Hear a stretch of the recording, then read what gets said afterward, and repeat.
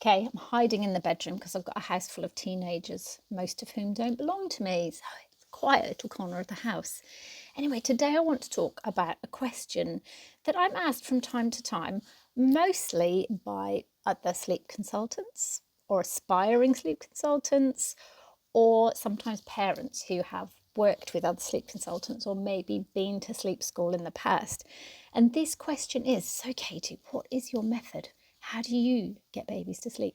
Now, when parents ask this, I understand that they're worried, they're exhausted, they want to do what's best for their child and they want to know what to expect. Fair enough. But the honest answer is that I don't follow one set program or one technique. It's not a formula. That would imply that all children are the same and I know them better than their parents, which is impossible. And sleep consultants too expect me to pick one method, whether it's camping out or space soothing or pick up, put down. But the truth is, there's no coined phrase for what I guide parents in other than kind, responsive parenting. And of course, sleep can't be detached from that. It's woven right through it every single day.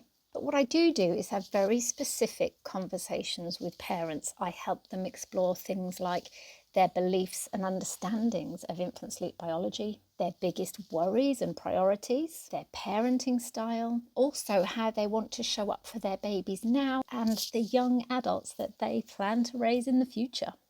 After all, most parents I work with don't want to only focus on getting their children sleeping through the night as quickly as possible. They want to raise young, healthy adults who, among other things, have very healthy relationships with sleep, because all of this matters. Now, the suggestions that I bring to the table are drawn from a number of attachment-focused, developmentally informed approaches. And what we choose together depends on their priorities, their goals, their preferred sleep arrangements, and let's not forget the child's temperament, of course. And here's the thing, as convenient as it would be, there's no one single pathway that suits every household.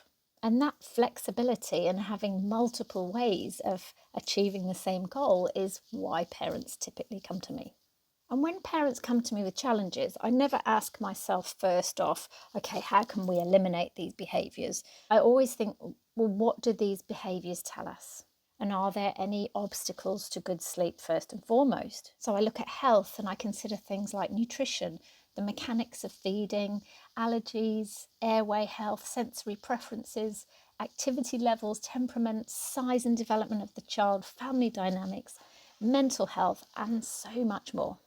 I also encourage parents to think about their child's individual sleep needs, not what we think they should be getting.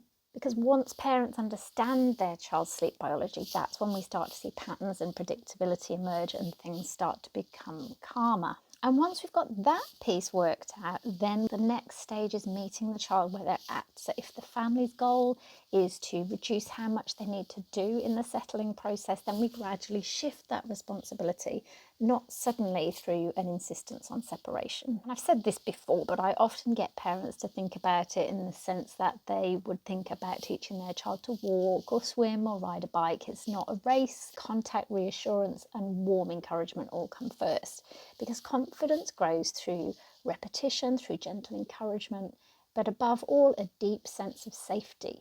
So through freedom, choice, autonomy and play, children discover their own abilities. The pace always depends on the family's goals and the child's responses and what feels right for parents too. But one thing stays the same. My method, or whatever you want to call it, remains predictable, connected and respectful at every stage.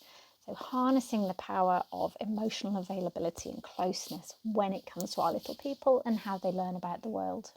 So I suppose you could say that my approach is called leaning into their need for closeness.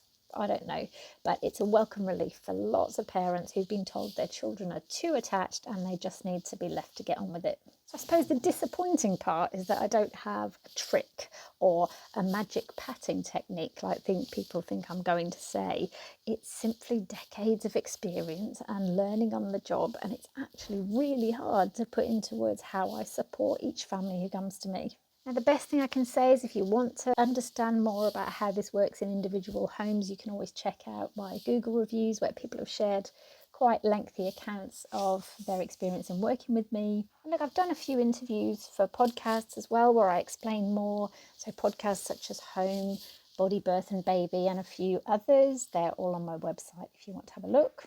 But if you've been a client of mine in the past and you've also been asked, oh, what's my method? What did you do? What did she teach you? I'd love to know how you answered that. I'd really love to have a one-liner. So please hit me up in the comments.